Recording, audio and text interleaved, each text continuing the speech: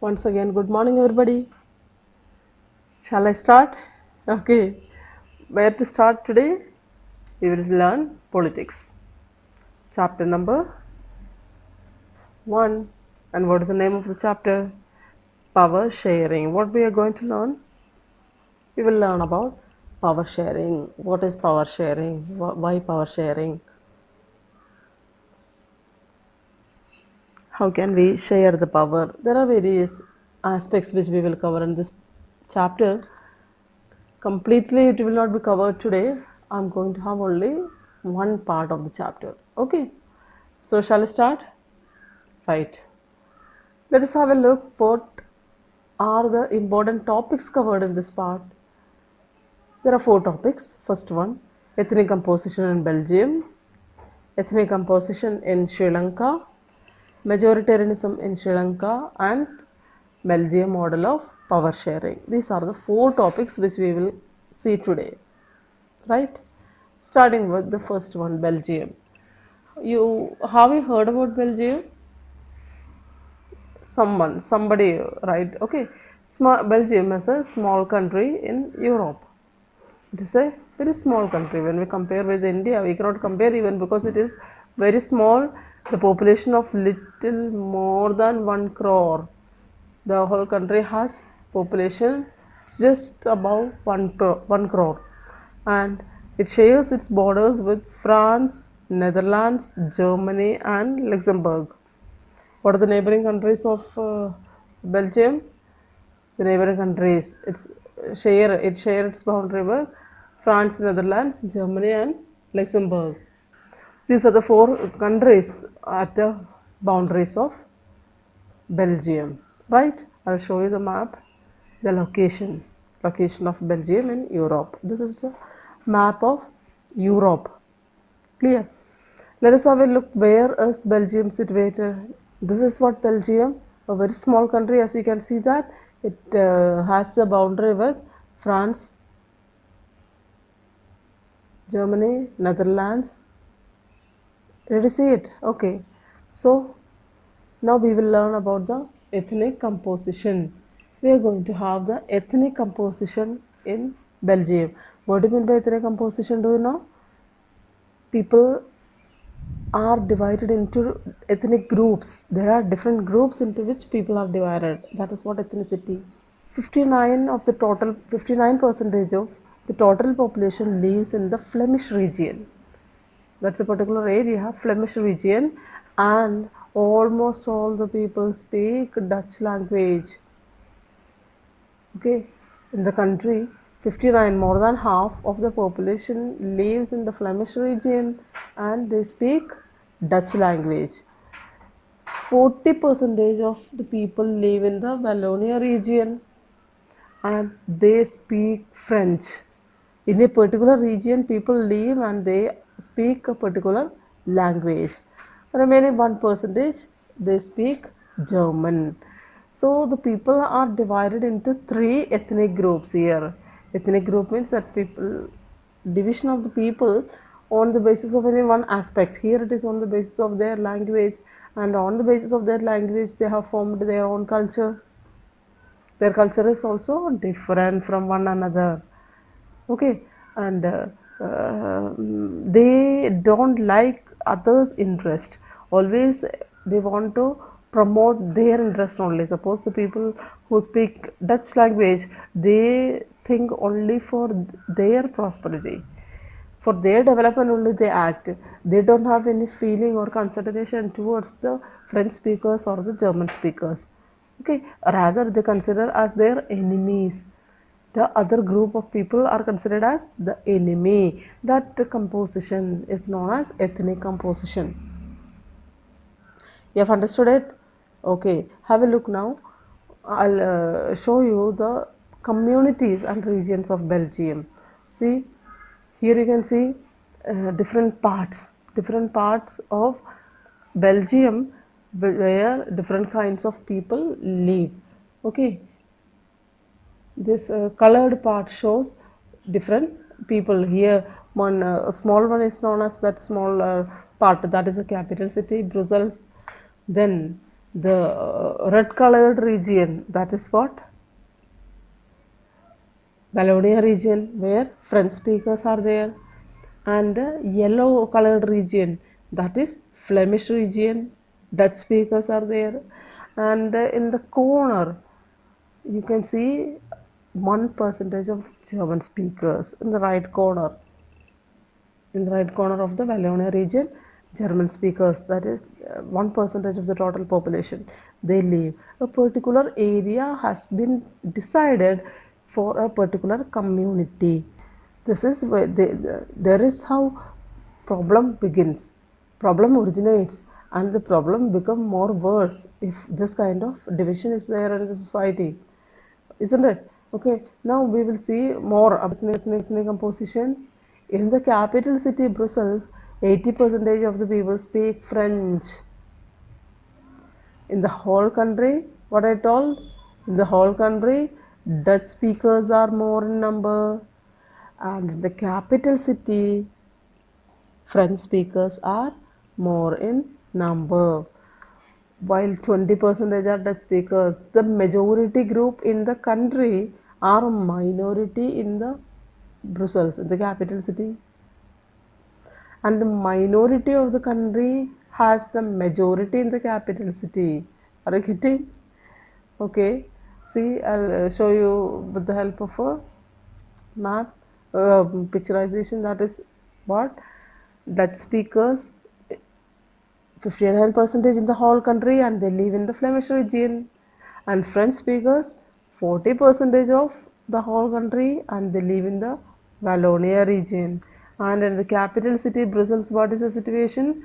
The Dutch speakers are more, the Dutch speakers are less, and the French speakers are more, and that is also very huge difference is there.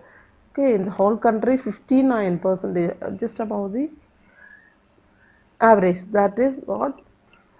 Dutch speakers, but they are very less, only 20% of the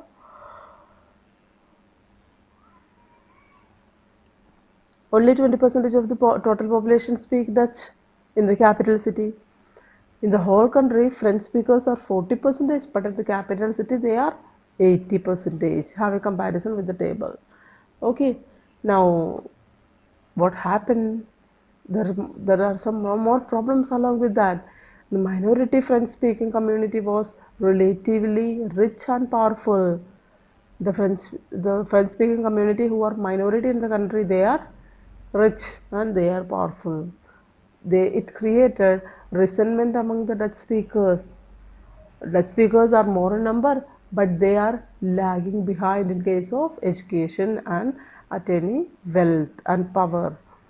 This situation led to tensions between the two groups. Dutch speakers are more in number, but they lag behind. French speakers are less in number, but they are powerful economically as well as educationally. They are powerful. So what happened that the Dutch speakers started having some problems by saying this situation, why these people are only the rich and powerful. This situation led to the tension between the two groups. Which are the two groups? French speakers and Dutch speakers. Okay, the problem in Brussels was more acute. What was the problem in Brussels? Just opposite situation, isn't it? This is what about Belgium. Now we are moving to another country. What is that country? Sri Lanka, our neighboring country, isn't it?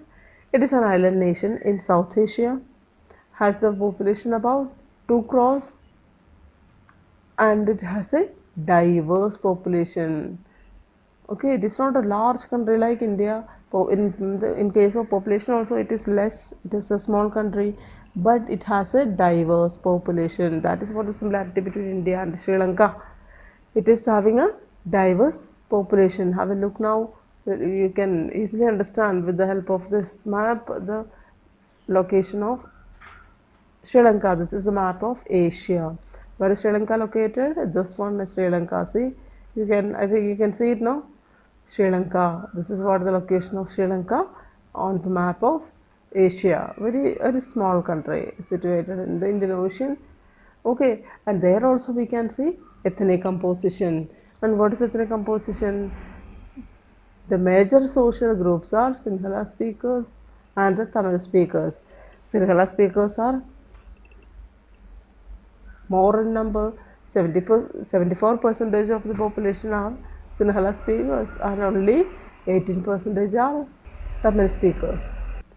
The major groups, social groups in Sri Lanka are Sinhala speakers comprise of 74 percentage and Tamil speakers who comprise of 18 percentage of the population, and the Tamils are further divided into two groups. Who are they? Sri Lankan Tamils and Indian Tamils. Out of this 18 percentage, 13 percentage are Sri Lankan Tamils and 5 percentage are Indian Tamils. Who are Sri Lankan and Indian Tamils? Have a look. Sri Lankan Tamils are the people, the indigenous people, the local people there. Okay, and Indian Tamils are those whose ancestors migrated to Sri Lanka from India during the British reign. They went to Sri Lanka as plantation workers. So this is what the ethnic composition in Sri Lanka. Have a look now. Ethnic groups of Sri Lanka. What are they? Sinhalese, the people Sinhala speakers 74 percentage and Tamil speakers 18 percentage. The Tamil speakers are divided into two groups as Sri Lankan Tamils 13 percentage and Indian Tamils 5 percentage. Clear? Okay, moving ahead to learn more about the ethnic composition. Most of the Sinhala speakers are Buddhist, while most of the Tamils are either Hindus or Muslims. In religion also there are differences. There are 7 percentage Christians who are both Tamil and Sri Lanka. Okay, so the problem arises is that majority are Buddhist. Okay, majority are Sri Lankan Tamils, majority are Sinhalese, and they are Buddhist. Okay. This is what the map shows the ethnic composition in Sri Lanka. By this map, you can easily understand what is the ethnic composition. You can see the yellow colored part, that is what? Sinhala group, large part of the people, large portion of the country is filled with the people who speak Sinhala. Okay, and they are Buddhist. Next is Sri Lankan Tamils, that orange colored shade, that is what? Sri Lankan Tamils. Then brown colored, that is Indian Tamils. Remaining people are Muslims. Okay, near about 7 percentage.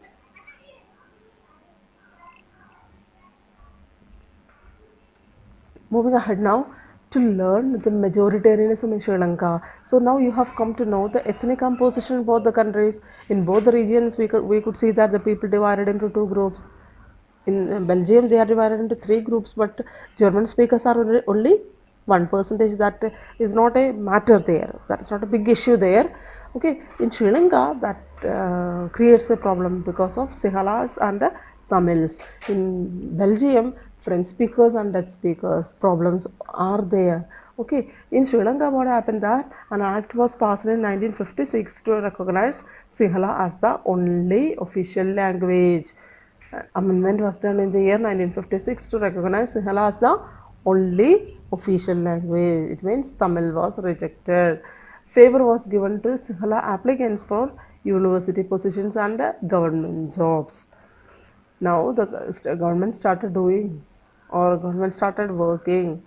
only for the Sinhala speakers, Sinhala applicants. They could get university positions easily and they were reserved with government jobs. Okay, the new constitution ensured that the state would foster Buddhism. What else was the feature of the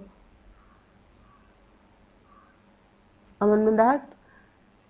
It ensured that the state would foster, it would prosper, it would develop the only one religion, Buddhism. So it focused upon only particular group. Number one, Sinhala language was decided as the official language, and government took all the effective measures for its development and prosperity.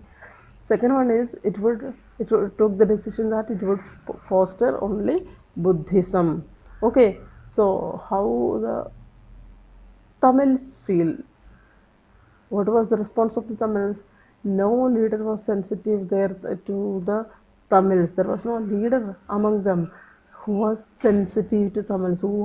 There was nobody to talk for the Tamils. The constitution and the state policies denied them equal political rights and discriminated in government jobs and ignored their interest. What happened?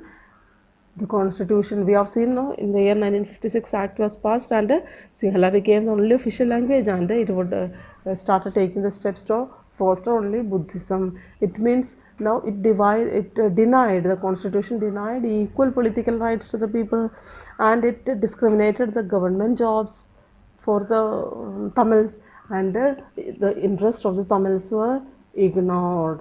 Okay, so they felt alienated. Why were the Tamils felt alienated? This is what the answer.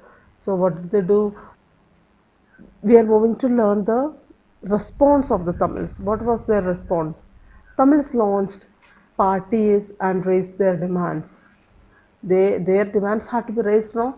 They had to be, their problems had to be brought to the front. So what did they do? They started forming political parties, but all of them were repeatedly denied. They have formed the political parties and they raised their demands through these political parties, but their demands were denied repeatedly. Organizations were formed by 1980s to demand an independent Tamil Eelam. Independent Tamil Eelam means Tamil state. Political organizations were formed in 1980s and they started demanding an independent state for the Tamils. Okay, so what happened? This distrust led to a civil war. Now a situation arose that there was no trust between the Tamils and the Sinhalese. Okay, that led to a civil war in the country. Many people were killed and many had to leave the country. Okay, then it created a terrible setback to the socio-cultural and economic life of the country. It led only the policy of the government that led to a civil war in the country, and many people were killed and died in the civil war, and many people were forced to leave the country. They became refugees in many part of the world, and because all these activities created a terrible setback to the socio-cultural and economic life of the country. So Sri Lanka could not develop, it could not prosper much because of this civil war. Okay, this is what about Sri Lanka. The policy they adopted, it came to be called as majoritarianism. Shall I go back to Belgium once more? Okay, let us have a look now how the government of Belgium accommodated the differences. Ethnic composition is there in Belgium, and how they dealt it. Let us see. Equal distribution of seats in the central government. What was done in Belgium, that the constitution was amended in Belgium 4 times between 1970 and 1993. The constitution was amended 4 times so that they could make an arrangement that would enable everyone to live together within the same country. Belgium government also amended the constitution so that the people could live freely. Okay, and they adopted some steps in that amendment. What was that? What were they? Number one, equal distribution of seats in the central government. The central government would have equal distribution of seats. Then number two, power distribution among the state governments. So all the powers were not lying in the hands of only the central government. What did it do? Some of the powers of the central government were divided among the state governments also, and all the state governments were equal. Okay, they were given with equal powers by the central government. State government had their own autonomy. They did not have to work under the complete control of the central government. Okay, then third one, separate government at Brussels. What is Brussels? The capital city. In the capital city, they formed a separate government. Why separate government at Brussels?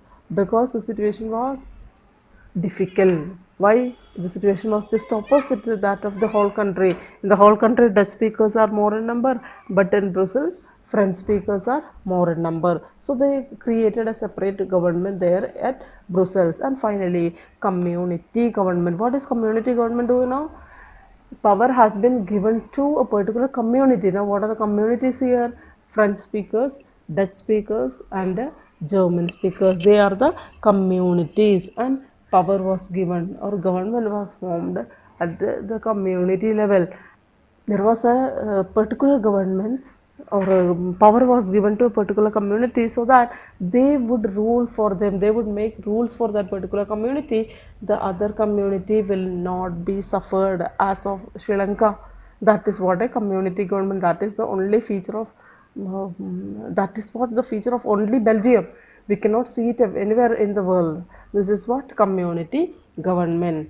So I think you have understood, isn't it? Have a revision now what we have learned. I'm going to wind up today's session part 1. What did we learn today? First one, we learned about the ethnic composition in Belgium. We have seen that 59% of the total people population speak Dutch. More than 59% of the people live in the Flemish region and they speak Dutch.